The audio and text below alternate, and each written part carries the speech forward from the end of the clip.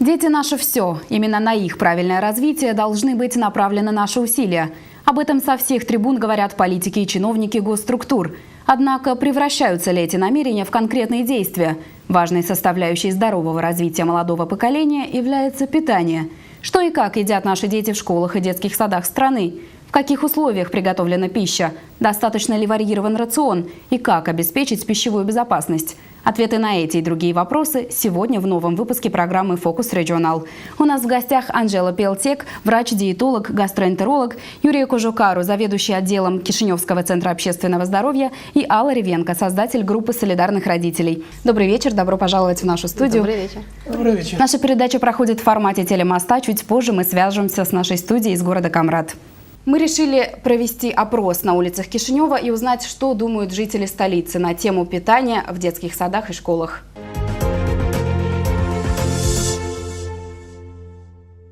Тема питания в школах и детских садах вызвала особый общественный интерес после того, как несколько месяцев назад был выявлен ряд нарушений, касающихся качества продуктов питания в некоторых столичных учреждениях. Вследствие этого несколько ответственных лиц понесли наказание, а контроль за деятельностью столовых усилился. Однако дети все еще продолжают жаловаться на плохое самочувствие после приема пищи. Мы решили узнать, что об этом думают жители столицы. Судя по той информации, которая есть, я думаю, что плохо, потому что на самом деле это кощунство вот так вот не досматривать эту проблему, связанную с детским питанием. Потому что, не знаю, самое святое, по-моему, что есть, это близкие, а дети это вообще, по-моему, как можно какие-то просроченные продукты поставлять в детские сады. И вообще, честно говоря, мы в шоке. Ar fi de dorit să fie mai bună pentru copiii viitorului noștri. Ну, мое мнение, отличное питание. На данный момент особенно. Добавили фрукты, добавили говядину и, по-моему, даже какой-то сырный продукт. Pe la curent sunt. Dar după cum se spune prin televiziuni, pe la radio, cred că chestia nu e chiar bună. В лице, в котором занимается мой внук, я считаю, что там очень на хорошем уровне питания поставлено. Во-первых, и выбор достаточно большой, и цены очень бюджетные, умеренные. И дети, мне кажется, вполне получают полный объем, который они должны получить. Мой ребенок ходит в садик, отлично, вопросов нет, питается отлично. Рацион варьированный, да, и витамины, и мясо, и, то есть и первым детям. Мы питаемся в школе, вроде бы неплохо, честно скажу. Она довольна. Оставляет желать лучшего ситуация. И то, что все это списывается на какие-то отравления другого характера, это все очень странно. Я думаю, чиновники из образования должны исправлять ситуацию, потому что это позитивная обязанность государства, которую государство должно исполнять. Conducerea grădiniței, a școlii, trebuie să controleze. Să fie control mai mare, să fie mai bine. Есть организации, которые отвечают за поставку, за контроль за поставкой этих, то, наверное, руководители этих организаций, хотя непосредственно исполнители, я думаю, тоже несут ответственность.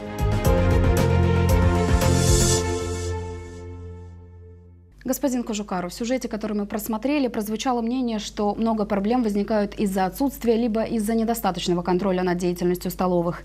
Давайте попробуем разобраться, как часто проводятся проверки и что именно при этом изучается. Проверки, во-первых, проводятся плановые проверки. Плановые это как часто? 2 раза в год, 3 раза в год, в зависимости от ситуации данного учреждения. И есть внезапные проверки там, по рассмотрению жалоб родителей, по жалобы на красную линию, жалобы письменные. И в случае регистрации каких-то заболеваний, кишечных заболеваний, мы обязательно выходим на эти проверки. И что именно проверяется в рамках этих проверок? В рамках проверок проверяются продукты питания, которые поставляются в детские сады, школы, проверяются условия хранения, условия приготовления, соблюдение технологий приготовления пищи, условия раздачи, как раздают, как обрабатывается посуда. В принципе, проверяется весь процесс от приема продуктов до питания детей. Это то, чем занимается Центр общественного здоровья. Ну, сейчас по законодательству есть и безопасность продуктов, Агенция национальной сигурности алиментов. То есть часть функций перешло к ним, у нас остались чуть-чуть другие функции. Есть еще какие-то учреждения, у которых есть такие полномочия? Совершать Ну, проверки? полномочия — это безопасность продуктов, это защита прав потребителей, в принципе, и мы. Госпожа Пелтек, соответствует ли ежедневный рацион, предлагаемый нашим детям, установленным стандартам? Каким должен быть здоровый завтрак или обед дошколят? Начнем с них. Ну, если говорить о каких-то классических моментах, которые, собственно, и охраняющие вот эти вот законы и порядки органы, или вот контролирующие органы и проверяют, конечно, все эти моменты прописаны очень строго, очень четко и по колоражу, и по разнообразности, и по количеству белков, углеводов, жиров, какие жиры должны быть, какой тип мяса. Очень много и бурно обсуждался момент, чтобы исключили процессированную еду из рациона дошкольных учреждений. Поэтому в этом смысле движения достаточно много в этой области существует. Но, как вы знаете, в последнее время очень большое внимание оказывается не столько разнообразности питания, сколько качеству продуктов, которые доходят до стола дошкольных учреждений. Здесь вот, собственно, самая большая проблема. И, естественно, сейчас появились и моменты, которые касательны ситуации, каким образом эти продукты хранятся, как сроки хранения учитываются в этом смысле, качество приготовления, технологические процессы, насколько они правильно соблюдены, кто осуществляет приготовление пищи, насколько эти люди, которые участвуют в этих важных моментах жизни для детей, обучены, насколько часто они переквалифицируются, каким образом идет контроль за качеством здоровья всего персонала, находящегося в детском саду. Собственно, мы больше говорим не о правилах здорового питания сейчас, а больше говорим именно о тех составляющих здорового питания, которые чаще всего относятся именно к гигиеническому аспекту, то есть качество продуктов, сохранность продуктов, правильность термического использования, допустим, утилизация продуктов, у которых срок годности уже истек. Вот эти все моменты, они являются достаточно сейчас вот очень такими животрепещущими и, собственно, и требуют какого-то вот социального резонанса, мне кажется.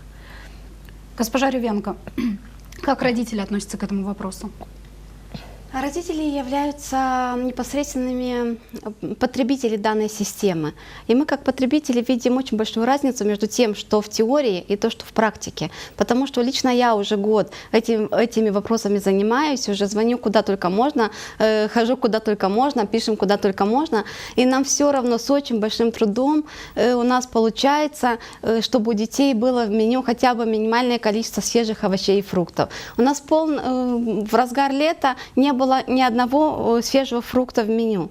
Ну, я не знаю, куда смотрят все проверяющие организации и в чьей непосредственной обязанности, компетенции проверять вот это соответствие количества свежих овощей, количества каш, количества мяса, соблюдение этих нормативов. Раньше была проблема, что не хватает денег. Добавили с 1 февраля на 4 лея, увеличили по сравнению с прошлым годом, на 4 лея увеличили стоимость меню. Уже должно хватить на все. И все равно, я говорю непосредственно вот на примере своего садика.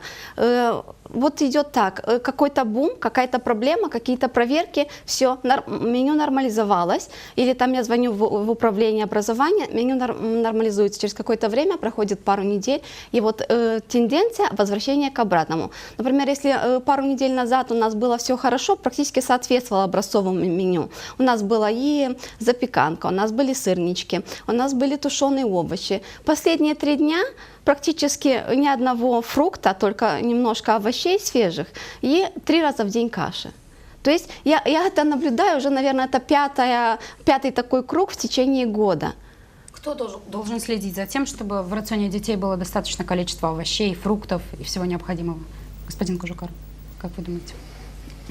Ну, во-первых, это управление образования. Они проводят тендеры по закупке пищевых продуктов. И здесь я вам скажу такое, что не раз отмечал и в других передачах, что все зависит от человеческого фактора. Если проведены тендеры вовремя на все группы продуктов, то в детских садах не должно быть таких случаев, когда нет пищевых продуктов, фруктов, овощей или там каких-то других продуктов.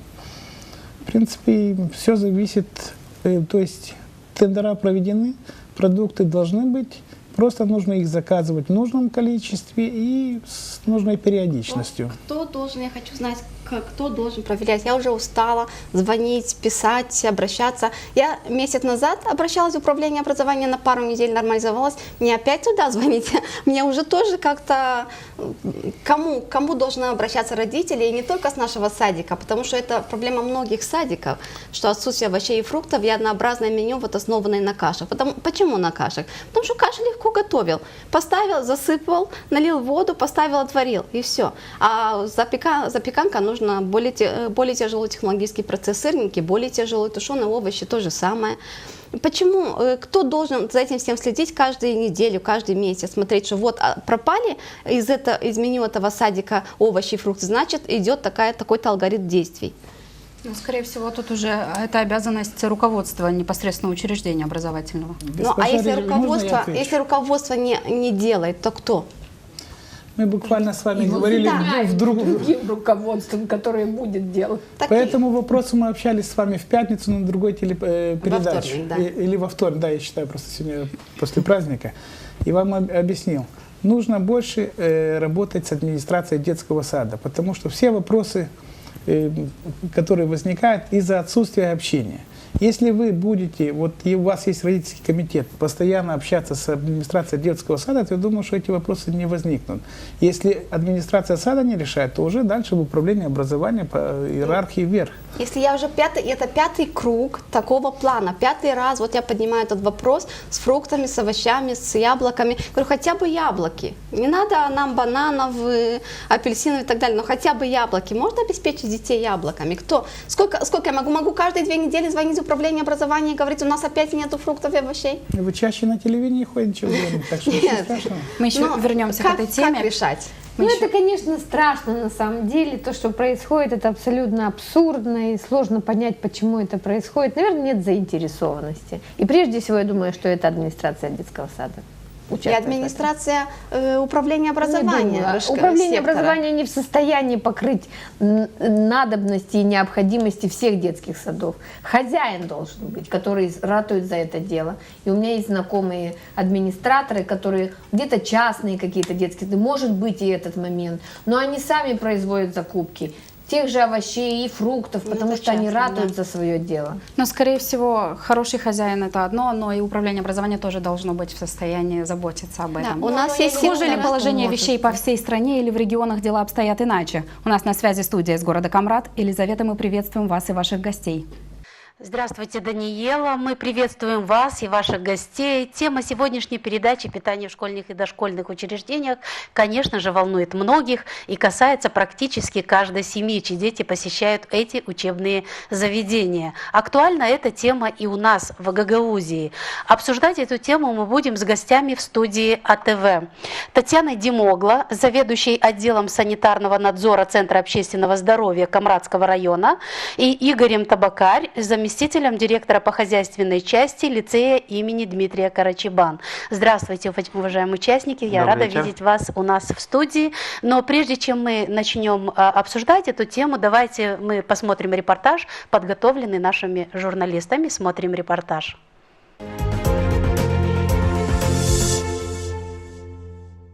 Качество питания – залог здоровья каждого ребенка. Основную часть суточного рациона дети получают в образовательных учреждениях. Поэтому организация питания должна предусматривать обеспечение детей большей частью необходимых им пищевых веществ и энергии именно во время пребывания в школах и детских садах. Что едят наши дети и соответствует ли качество питания установленным нормам? Чтобы ответить на этот вопрос, мы обратились к жителям автономии, спросив их мнение. У нас в школе кормят только детей до 4 класса включительно. Но Я, насколько слышала, это не очень хорошее питание. Дети не сыты. И бывает, что им даже не нравится то, что им дают. Например, где мой ребенок учится, очень хорошо кормят. Молдавский лицей, 2-я школа. Насколько я помню, еще в свое время, когда училась в школе, питание было хорошее. Сейчас, честно говоря, даже не знаю, чем кормят детей, потому что очень часто дети бегают через дорогу в соседний магазин и покупают сухари, чипсы, булочки. Вот в нашей школе нет буфета, и поэтому мы бегаем в магазины. Всегда стараемся для детей все лучшее, что было. Так и надо и рацион немножко более, чтобы был богат. Советская должна быть. Если котлета была, она была такая, что обалдели от нее. Должно быть сбалансированное питание для детей. Есть специалисты, которые дают рекомендации, как правильно кормить детей. Народный адвокат по правам ребенка Майя Бонареско утверждает, что в школах и детских садах качество питания никто не контролирует. Качество продукции в этой кастрюле никто, в принципе, не проверяет. А они проверяют и качество, которое поступают. Столько детей и отравились, и больные. У нас и поджелудочные, и разные, что хочешь у маленьких детей. Это что значит? Это некачественное питание. Если мы дома стараемся, как родители, дать ребенку лучше, в садике он попадает в такую ситуацию. Как сказал один из респондентов, медики раньше были везде, а есть ли они в школах сейчас? У нас был случай, ребенок умер. Просто в школе умер ребенок. Летальный случай произошел у нас в период учебных занятий. Это с ребенком произошло на переменке, после того, как ребенок поел в столовой. Потом вернулся в класс, достал бутерброд, который ему дали из дому, разговаривая с одноклассником, просто поперхнулся, и ребенок погиб. Оказывать элементарную медицинскую помощь не удалось. А потому что эти медицинские кабинеты, они не оснащены. Преподаватели не готовы оказывать, не подготовлены оказывать первую медицинскую помощь. И дети сами тоже не могут оказывать. Медицинские работники, которые в школах, их нету, потому что у них особый график работы. В чем же причина отсутствия медработников? Это их личная халатность или дело в другом? Кто отвечает за деятельность медсестер Гагаузии? Мы собрали всех медсестер, которые работают в школах и садиках. Управление образования, управление здравоохранения их собрало вместе. Эти медсестры, которые по много лет работают в школах, впервые увидели друг друга. Какой-то случай, как отравление было в Кишиневе, или как был случай у нас в Баурчах. То же самое. Все начинают искать медсестру. А что сделано государством для того, чтобы эта медсестра была? Мы доверяем школам самое ценное – своих детей, не зная наверняка, как пройдет день ребенка сегодня и в каком состоянии он вернется домой и вернется ли вообще.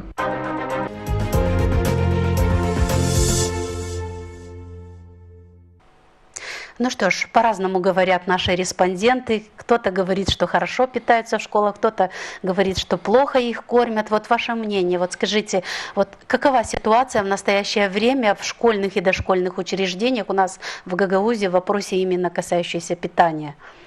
Значит, хочу сказать следующее, что в целях контроля качества питания детей в детских и дошкольных учреждениях нашей службой ежегодно, согласно наших плановых работ, то есть мы в начале каждого года делаем свои плановые работы, то есть мы планируем именно отбор проб рационов питания на калорийность в детских дошкольных учреждений. За 2016 год у нас были отобраны количество проб с детских дошкольных учреждений, было отобрано 26 проб, а со школ мы не отбираем пробы на рацион питания, так как в школах идет одноразовое питание, не трехразовое.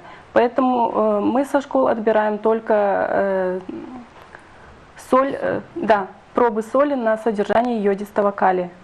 А в дошкольных учреждениях как это В дошкольных учреждениях мы отбираем рацион питания на калорийность, то есть на содержание белков, жиров и углеводов, и их энергетическая ценность. А вот каким образом осуществляется контроль за питанием в детских дошкольных учреждениях? Ну и в школьных тоже можете рассказать. Ну, мы вот делаем эти исследования. Если согласно этих исследований мы обнаруживаем что-то несоответствие, то есть обнаруживаем недостачу белков, жиров и углеводов, мы пишем предписание, чтобы пересмотрели меню данное, чтобы пересмотрели и добавили необходимые продукты питания. Мы отбираем повторно, выдаем предписание, то есть предписание выдается на определенный срок, и после этого мы делаем повторно, и выполняется ли это предписание или нет. Может и не выполняться? Если предписание не выполняется, то нашей службой принимаются... Какие меры предусмотрены для этого? Ну, есть административные, согласно законодательству, если невыполнение предписания, принимается административное нарушение. То есть наказывается учреждение, да, Да, школьное. учреждение. Господин Табакарь, вот в лицее в лицее имени Карачебана, да? Да, ситуация какова на сегодняшний день, вот конкретно в школе? Ну, хочу просто успокоить немножко родителей, потому что вижу, что многие говорят, что питание у нас не на самом лучшем уровне, не хватает у нас продуктов, то есть фруктов, все. Хочу обрадовать, у нас есть, мы выдаем на данный момент и бананы, и яблоки, и молочные продукты, то есть все хорошо, и я думаю, что дальше будем с каждым годом будет лучше и лучше. А откуда же складывается такое мнение у родителей? Ну, может, дети что-то рассказывают дома, что они кушают? Вот откуда складывается это мнение? Как вы думаете? Я не могу точно сказать. Может, сами родители немножко в панике от этого, то, что произошло в Кишиневе. Но прежде я могу сказать, что при получении продуктов, даже тех же продуктов получения, мы обязательно смотрим, изначально мы смотрим в первую очередь документы.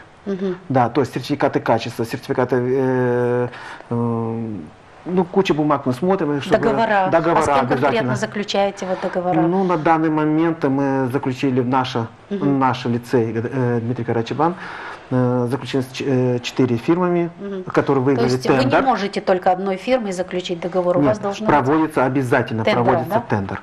Обязательно это. И потом, кто выиграл тендер, соответственно, мы смотрим документы. Если они соответствуют всем нормам, дальше заключается уже сам договор.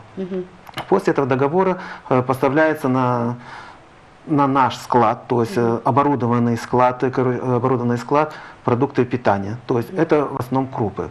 Потому что мясные продукты и молочные продукты мы получаем 2 раза в неделю. Особенно молочные, то есть мы сегодня с утра получили молочные, его уже к вечеру нету. То есть молочные продукты мы в один день какие тратим. А вот чтобы определить качество продукции, да, всегда ли эти документы имеются вот у поставщиков, скажем? Да, у нас есть строгие инструкции, где мы прошли, как правильно сказать?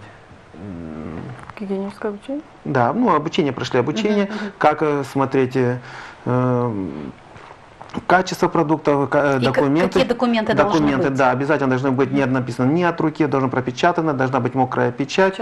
Да, обязательно. То есть вы все это хорошо проверяете. Обязательно. Вот меню, что входит в меню сегодня? Ну, меню у нас составляется на 2 недели. Вы сами составляете или у вас совместно? Нет, у нас есть, короче, мы берем это с монитора ВЧАЛ. Да, то есть есть там законодательно есть какое-то типовое, да, и мы уже оттуда выбираем, что больше нам подходит для нашего учреждения, потому что дошкольное учреждение там 3 раза кормят, если не ошибаюсь, а то и 4 в некоторых местах. У нас 1 раз. Мы, соответственно, в основном 3. В основном 3, да? Но есть в школьных учреждениях, где по 2 раза кормят? Не могу сказать вам, но у нас нет, во всяком случае, не могу сказать. В вашем лицее 1 раз кушают? Да, да. То есть меню составляется медсестрой, директором, ну и потом утверждается санэпидемстанцией, утверждается, согласовывается, правильно сказать, да, согласовывается. То есть что входит в меню? Чем вы кормите детей? Ну вот у меня даже с собой есть маленькое меню, я могу вам сказать. Примерно, допустим, в понедельник у нас постоянно молочный день. Это молочко, каша рисовая, каша манная и все остальное. Молочко вы получаете местное? Да, местное. Мы получили тендер, выиграл местный, Лойпак выиграл. Мы рады, потому что действительно качество хорошее и пахнет натурально. Да. Ну, во вторник у нас, допустим, хлеб с сливочным маслом, каша вязкая гречневая, гуляш из филе, салат с морковью с яблоками и чай с лимоном. Да. Ну, среду, допустим, у нас, картошка тушеная в соусе с мясом, салат свежий из капусты, компот из свежих яблок с лимоном. Да. Хорошо. Ну вот такова ситуация у нас по Гагаузии. Давайте мы сейчас послушаем участников центральной студии, передаем им слово, потом мы продолжим дискуссию дальше. Даниэла, мы передаем слово центральной студии. Спасибо, Елизавета. Госпожа Ревенко, вы хотели прокомментировать высказывание наших гостей из Камрата? Я хотела прокомментировать высказывание насчет плановых проверок и взятия проб на калорийность. Вы представляете себе, учреждение плановая проверка, учреждение об этом предупреждается за 3 дня, по-моему, да? Вы очень ошибаетесь в этом, потому что плановая проверка – это план учреждения, то есть мы планируем. Это не проверки согласно 131-му это вот постановление правительства, где мы за 5 дней должны известить, что идем на проверку. Это государственное учреждение, которое не подлежит этим... Насколько я знаю, учреждение знает о том, что будет проверка. И тогда в этот день в меню появляются и фрукты, и мясо в достаточном количестве. И вот эти пробы берутся. То, что я удивлялась. Например, в прошлом году у нас бывало единственное яблоко, например, за целый месяц. И то оно бывало либо какая-то конференция, либо какое-то мероприятие на садике, либо когда проверка. Второй мой комментарий. Калорийности продуктов у нас в Кишиневе, именно если взять по количеству, оно далеко не соответствует.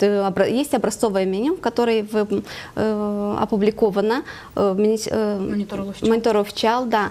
И то, что там, и то, что в садиках, это 2 большие разницы. Одно из-за того, что нехватка средств все-таки, а второе из-за того, что вот, например, если 3 раза в день каши, может быть, калорийности будет у нас достаточная, то, что нужно детям, но белки, остальные как бы составляющие, белков точно там хватать не будет. Госпожа Пилтяка, кто разрабатывает это меню в Монитор Официал? И оно носит рекомендательный характер, раз уж не соответствует то, что на самом деле есть в школах и детских садах, тому, что публикуется в Монитор Официал? В общем-то, это, естественно, имеет базу гигиеническую, которая разрабатывается соответствующими учреждениями, санэпидстанция в этом участвует, да, есть определенные нормы, о которых говорили теоретические, и, естественно, эти теоретические нормы воплощаются в определенные продукты, которые, да, имеют определенный рекомендательный характер, и, как вот сказал директор лицея из Гагаузии, что они выбирают из нескольких вариантов наиболее приемлемое для региона, для, я не знаю, времени года, естественно, меню, которое они утверждают и в течение 2 недель пользуют его. В этом смысле, почему есть несоответствие, я же все-таки думаю, что, безусловно, это чрезвычайно важный компонент, это участие администрации данного учреждения. Потому что заинтересованность администратора в качественном питании и мотивированность этого администратора определяются результатами. Как у нас Поэтому я думаю, что никакое вышестоящее, ни контролирующий орган, ни вышестоящий, допустим, вот как здесь вот, куда мы пытаемся достучаться, он не в состоянии проверить каждый день всех. Как мотивировать? Менять! Мы вернемся к этому. Ну а как мотивировать? Ну если не соответствует. Кто все-таки составляет де-факто меню в школах и детских садах? Да, пожалуйста. К тому, что сказали, что Монитор Официал опубликовано, это рекомендации Министерства здравоохранения, которые разрабатывали эти 2-недельные примерные меню. Здесь были вовлечены и педиатрическая служба, и кафедра мединститута, кафедра Политехнического института общественного питания. И это меню было вынесено на публичное обсуждение.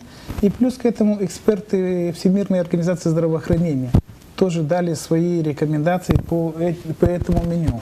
Они утверждены приказом министра здравоохранения с прошлого года, приказ 638 от августа месяца. И оно не обновлялось.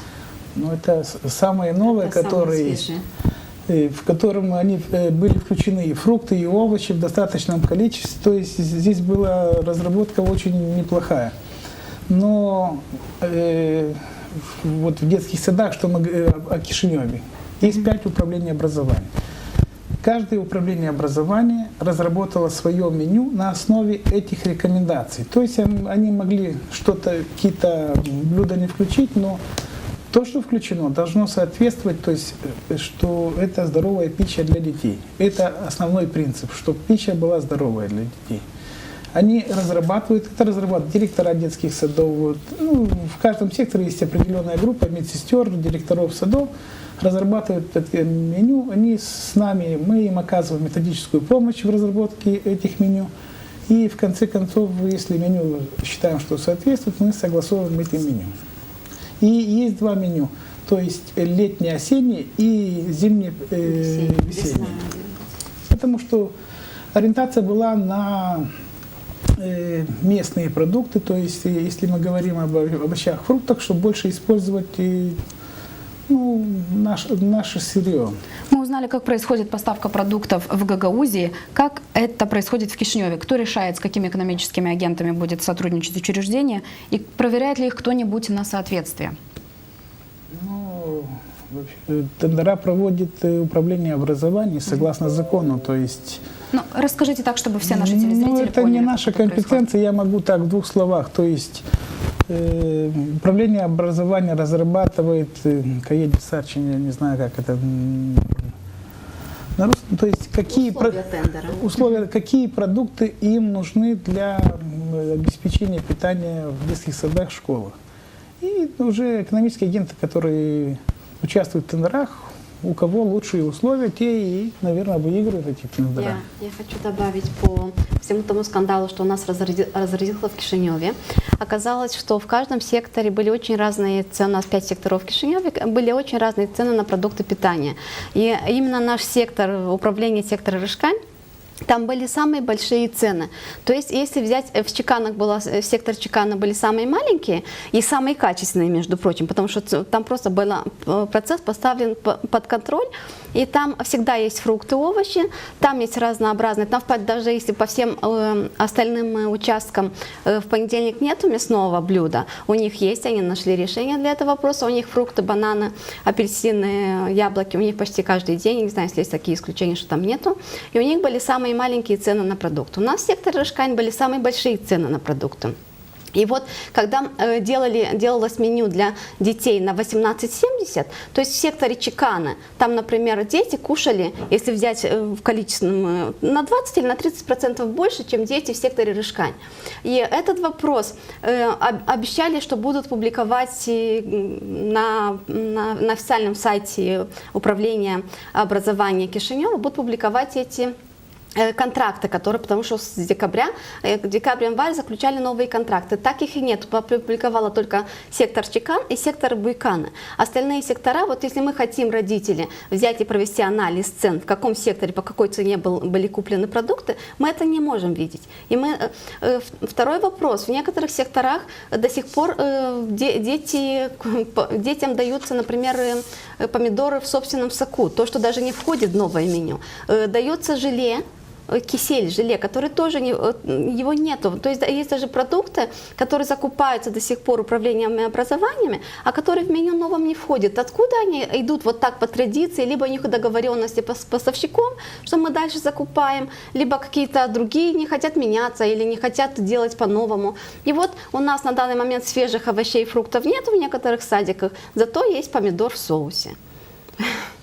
Вот такие нюансы. Вы хотели прокомментировать? Вы как-то освещаете все однобоко. Со стороны родителей? Нет, вы прочитайте рекомендации от корочки до корочки, и вы там найдете томаты в собственном соку. Это натуральный продукт. И те же кисели вы найдете в этих рекомендациях. Вы читаете только, что вам... Я изучила весь образцовое меню и за зиму, и за лето. Вы прочитайте рекомендации полностью, если вы хотите дать какое-то заключение. Вы говорили о том, что вот знают о проверках и появляется яблочко. Да. Вы думаете, что в сад могут привезти там 20 килограмм? Если не привозят яблоки, то привозят уже... Наверняка нормально. Существуют и запланированные, и незапланированные проверки. Давайте говорить правду. Важно ли, чтобы пища не только соответствовала всем стандартам качества, но и привлекательно выглядела для ребенка, когда ее подают? Безусловно. То есть никто не отменял эту систему пироговскую, стимуляции пищеварительных соков. Естественно, это должно быть красиво. Это, во-первых, воспитывает эстетический вкус ребенка. Сам прием пищи это должно быть целым действом. а не вот это безобразие, которое мы называем вязкой кашей, на которую даже смотришь не то, что... Безусловно, эти моменты чрезвычайно важны, они присутствуют, причем они присутствуют, наверное, традиционно, даже когда мы были детьми, эти моменты существовали, и пенка в молоке вызывала различные эмоции у детей негативные.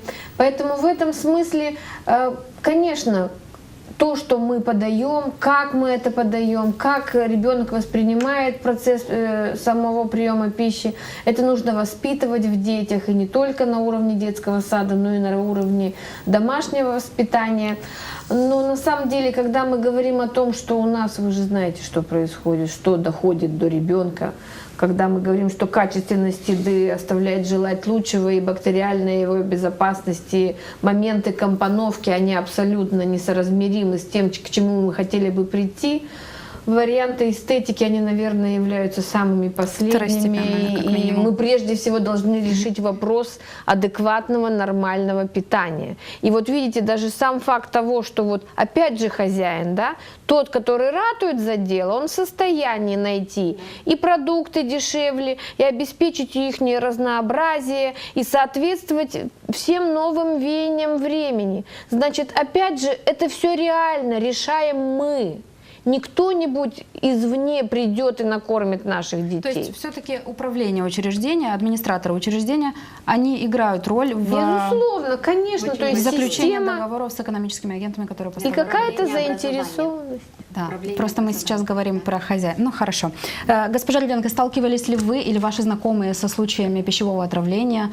Были ли наказаны ответственные лица? И как следует поступать с родителям в таких случаях? Я скажу насчет наказывать, и даже не буду углубляться насчет единичных случаев. Вот у нас был весь скандал с этими продуктами, которые приносились. Что мы имеем в итоге? Одна из фирм, ее включили в черный список. Другая же, это про Санекс Коммерц. Другая фирма Ловис Агро, которая тоже приносила продукты сомнительного качества, она заключает договора в том числе с больницами, заключает договора с примариями для школ всего, практически всей Молдовы. Если вы проверите на сайте Tender.gov.md, то там страшно, что творится. То есть эта фирма дальше поставляет продукты. Единственное, что она не поставляет продукты школам, садикам, по крайней мере, в муниципе Кишинев. Дальше, что у нас получается, что по всем управлениям образования у нас не было наказано ни одного лица. Арестовали, кого арестовали. 3 человек, если не ошибаюсь, ушли, включительно госпожа Твердохлеб, ушли со своих постов в связи с окончанием трудового договора. И все, у нас нет ни одного наказания административного или, я не знаю, как по трудовому кодексу. Ни одного нет. Мы получили официальный ответ от Главного управления образования Кишинева, что вот только эти люди, они подали в отставку в связи с окончанием трудового договора. Как мы хотим, чтобы те же директора садиков, те же, кто в управлении образования, были более ответственны, если они видят, что человек, который нарушал несколько лет... Мы вернемся к этой теме. Сейчас пришло время вновь связаться с нашими коллегами из Камрата. Елизавета, вам слово. Спасибо, Даниэла. Было очень интересно послушать вашу дискуссию. Вот смотрите, вот в центральной студии участники говорили о том, что есть возможность, и некоторые поставщики имеют договоренность, да, с школой. Вот как у нас это в Гагаузии, возможно ли это? Но нет, невозможно. Я почему скажу? Потому что я сам состою в комиссии, когда проводится тендер.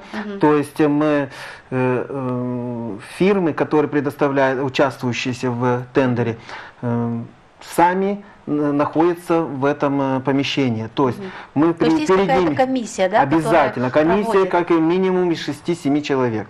Это да. Представители Кто фирм... входит вот в эту комиссию? Ну, школы, родители, кто-то входит в эти комиссии? Нет, в основном администрация стоит, ну,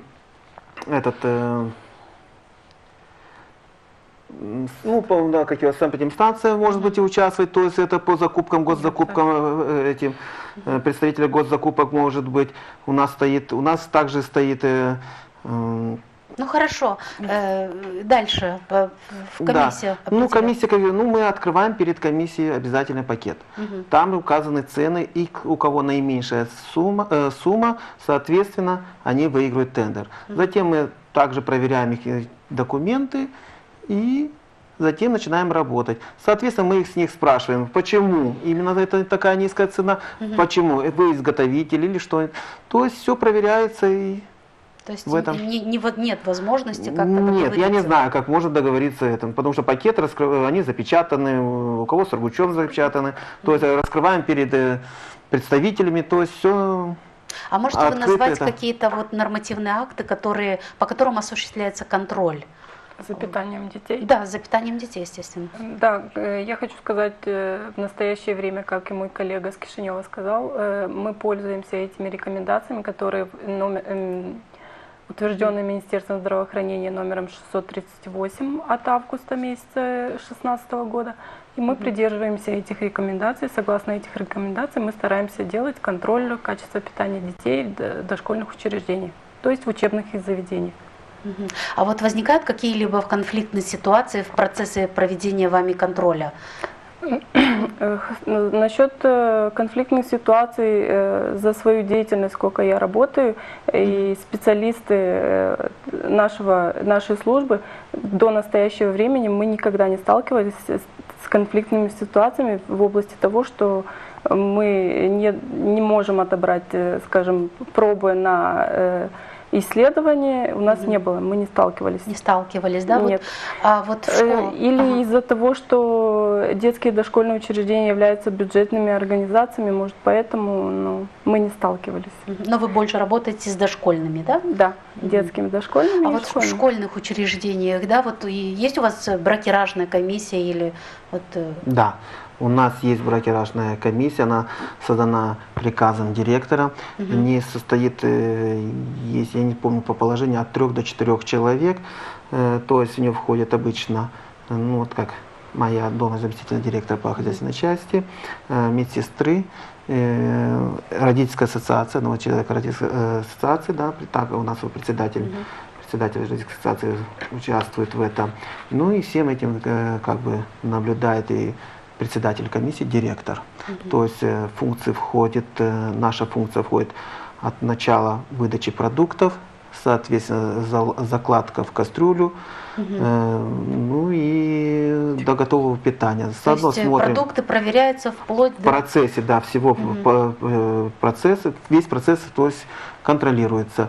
Также оно это не только это в обязанности входит, плюс про сами продукты, но само состояние помещений, то есть контролируется.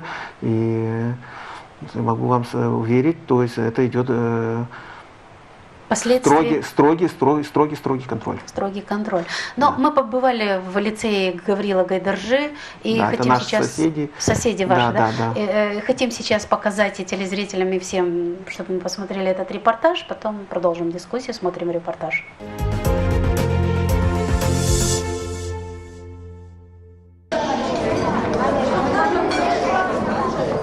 Долгожданный звонок на перемену. Коридоры в один миг наполняются учениками. Дети спешат в столовую, где для них уже накрыт стол. Но для начала обязательно не моют руки. За гигиеной детей в этом школьном учреждении очень строго следят. У нас есть и умывальные на 2 этаже, в туалетах есть дети, мыло есть, дети постоянно моют руки. Имеют дети при себе мокрые салфетки, которые, как мы знаем, эти тоже дезинфекцию проводят, дезинфекцию рук. Смотрим, чтобы по необходимости у детей руки были чистые. Школьники радуются этому, есть возможность подольше погулять на перемене и вкусненько поесть. Своими впечатлениями о вкусной еде с нами делятся сами дети. Мне нравится наша столовая. И здесь вкуснее, здесь вкусно кормят. Мне нравится, что готовят на столовой. Ну, конечно, кроме процентов. Потому что я не люблю процент. Меня родители спрашивают, поел ли я в школе. Я всегда отвечаю, поел ли я, сколько я, что было в школе. Я сегодня ел гречку и крылышки куриные. Для контроля за правильным питанием в данном учебном заведении создана специальная бракеражная комиссия. Председатель ее сообщила, что в их лицее для учащихся 1-4 классов горячие завтраки подаются 2 раза в день. Дети питаются каждый день, есть салатик разные. Когда с капустой, когда капуста с яблоками, когда свекла, когда по меню, согласно меню. Нет проблем с качеством продуктов, то, что мы слышим в республике.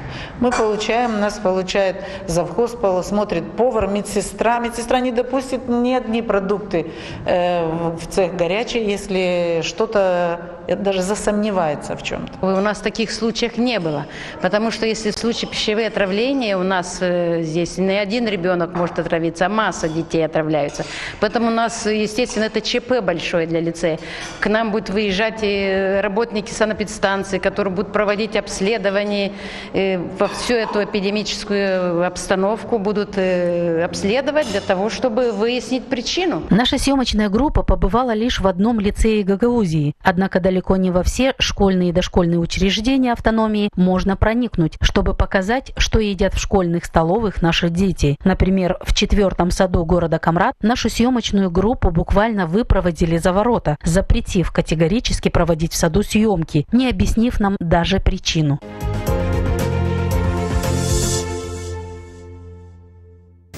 Существует и другая сторона медали, о которой почему-то говорят не так часто. Не секрет, что во многих учреждениях страны в столовых просто некому работать. Почему это происходит? Господин Кожукару, как вы думаете? Нет желающих, скорее всего. Нет желающих. Платят мало. Может быть, проблема в условиях?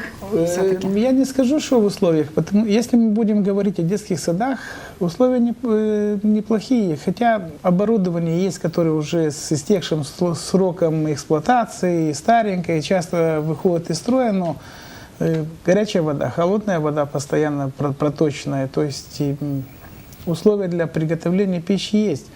Скорее всего, как коллега говорит, наверное, зарплата малопривлекательная. Госпожа Ревенко, насколько мы знаем, вы инициировали петицию в данном смысле с целью увеличения заработных плат работников в данной сфере. Расскажите нам об этом поподробнее. Да, получается, что родители должны решать вопрос в нашем государстве. У нас есть у нас 25 тысяч чиновников, официально, то есть, которые оплачиваются из бюджета, и никто не хочет поднимать вопросы наболевшие, все закрывают глаза, и поэтому у нас есть столько нарушений, столько проблем в садиках. Потому что человек, который работает, у которого ставка 1000 лей, плюс он, может быть, имеет какие-то дополнительные, но все равно получает 1000 лей в наше время, это невообразимо. И поэтому закрываются глаза на воровство продуктов из садика, закрываются глаза на нарушения, закрываются глаза на отсутствие опыта, на невкусную еду. Очень редко получается во многих садиках, чтобы был постоянный повар долгое время, который, собственно, вкусно готовил и с душой относился к этому процессу. Мы решили родители, потому что этот вопрос непосредственно отражается на наших детях. И вопрос, самые две малооплачиваемые категории в садиках, которые влияют на безопасность и на здоровье детей, это повара и это нянечки или помощники воспитателей. И то они имеют примерно 1000-1200 зарплату при минимуме 1800. Я говорила, это нельзя понять умом, как может государство платить какому-то, нанимать на работу человека и платить ему меньше, чем минимум, минимальная зарплата, чем прожиточный минимум. То есть этому человеку... Петиция, у нас на данный момент больше 2000 подписей, она еще в процессе подписания, потому что мы хотим как можно больше родителей, чтобы ее подписали, потому что это важно для детей. Есть ли она где-то в электронном виде? Может быть, наши телезрители тоже хотели бы присоединиться? Ее можно найти на нашей страничке на Фейсбуке, группу «Парень Солидарь», или ее можно найти на страничке «Парень Солидарь». Госпожа Пелтек, на ваш взгляд, сколько человек и на каких должностях должны трудиться в столовой, так чтобы она идеально функционировала, чтобы успевали следить и за качеством, и за визуальным аспектом еды, которую подают детям? В средней школе, скажем, на 400 учеников примерно. Ну, по всей видимости, я, наверное, не буду вправе оценивать штаты таких учреждений, потому что для этого нужна специальная подготовка. Я, собственно, не обладаю этой подготовкой, чтобы сказать. Но с точки зрения реальной ситуации, если мы говорим о качестве персонала, безусловно, прежде всего нужна профессиональная подготовка со специализацией именно для питания детского. Потому что нельзя взять повара из ресторана и отправить его в школу, все равно он должен научиться, как готовить. Потому что сейчас вот в свете последних решений, последних рекомендаций, это и паровая обработка продуктов питания, и исключение жареных продуктов. И, естественно, все это должно быть известно повару. Безусловно, повар должен быть заинтересован в том, что он делает. Нужно иметь качественное питание, то есть качественные продукты изначальные, и, соответственно, вот тоже оборудование, которое обеспечивает эффективность и качественность продуктов. И персонал, помимо горячей и холодной воды, те же специальные кастрюли, да, которые обеспечивают и снижение потерь тех же витаминов и всех. То есть технологичность обработки продуктов должна поддерживаться. И опять же, детские сады, которые вот стремятся быть впереди с точки зрения этих моментов, они, естественно, ратуют за обновление технологических вот этих вот устройств, которые участвуют в приготовлении пищи. И это одно из основных моментов обеспечения качества. Если мы говорим о качественности профессиональной работников кухни, ну как мы можем требовать от них качества, если они не покрыты никаким образом финансово? Вот посмотрите, какие вещи. Нет, я не финансово с точки зрения продукты купить, а чтобы этот человек после того, как он проработал месяц, смог заплатить фактуры на свет, которые стоят 3000. То есть мы на самом деле находимся в театре абсурда. Поэтому в этой ситуации нам нужно создать условия. И прежде всего это государство должно об этом подумать. Те 25 тысяч чиновников, которые участвуют в этой системе. Это системная проблема. Ее нельзя решить какими-то петициями. Петиции могут подтолкнуть общество к какому-то действию, но нужно системное, организованное отношение к этому вопросу. И очень радует, что наше правительство активно реагирует на вот эти вот моменты. И я думаю, что это будет определенно позитивно влиять на движение этой гвардии, этого отряда чиновников, если уже и премьер-министр моментально отозвался на просьбы родителей прийти и посмотреть, что происходит. Я думаю, что все-таки должно сдвинуться что-то с места. Вы говорите про случай с детским садиком на прошлой неделе, когда премьер-министр совершил проверку неожиданную, вследствие чего директор дошкольного учреждения ушла в отставку, да? Госпожа Ревенко, вы хотели... Да, я хотела сделать маленькое замечание. То, что эта женщина, директор, ушла в отставку, это абсолютно ничего не решает. У нас есть прецедент, бывший директор 139-го садика, который были такие же проблемы, было телевидение, было доказано, что там детей кормили просроченными продуктами. Ее наказали снижением в должности, и через 1,5 года управление образованием назначает ее исполняющим обязанности функции директора в другом садике в 16-м, а еще через полгода она выигрывает конкурс на должность директора. Поэтому в этом же садике эта данная директор, госпожа, получается, что она сама подала в отставку, она не наказана, у нее нет никаких санкций. Она уже находилась, у нее закончился срок нахождения в этой функции. И она сейчас может уйти, сегодня ушла или вчера ушла, а через полгода она может подать документы и участвовать в любом конкурсе на замещение любой должности директора в любом садике. Ну, существует презумпция невиновности, поэтому мы не будем браться говорить, кто виноват и кто прав. Я вновь передаю слово своим коллегам из Гагаузии. Елизавета. У нас времени осталось очень мало. Вот очень коротко, если вы сможете, какие-либо рекомендации вот, о качестве питания в школьных, дошкольных учреждениях. Хочу сказать, что все детские дошкольные учреждения, также и учебные заведения соблюдали наш приказ, рекомендации по питанию детей в учебных заведениях. И там есть типовые меню, куда можно ссылаться. И, как говорилось раньше, чуть выше, что можно именно какие-то блюда взять оттуда и на соответствие всех компонентов, да. В школах что вы можете? Ну, что я могу еще сказать? Давайте скажем о том, что есть не только права но еще и обязанности. Обязанности в чем я имею в виду? Именно родителей, потому что посылая детей в школу, мы также даем им денежку, чтобы они купили какую-то булочку, какую-то это. Хотя мы стараемся их накормить, но как-то научить наших детей немножко правильно питаться. Вот это самое главное. Надо начинать с дома. Да. С дома. Конечно, мы только лишь вспомогательное звено, которое мы и накормим, и пока родители, и приголубим, и не знаю, как сказать еще. Но самое главное, чтобы родители дали основу. Мы им поможем просто в этом.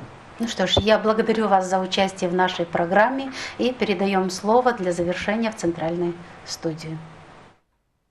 Спасибо, Елизавета.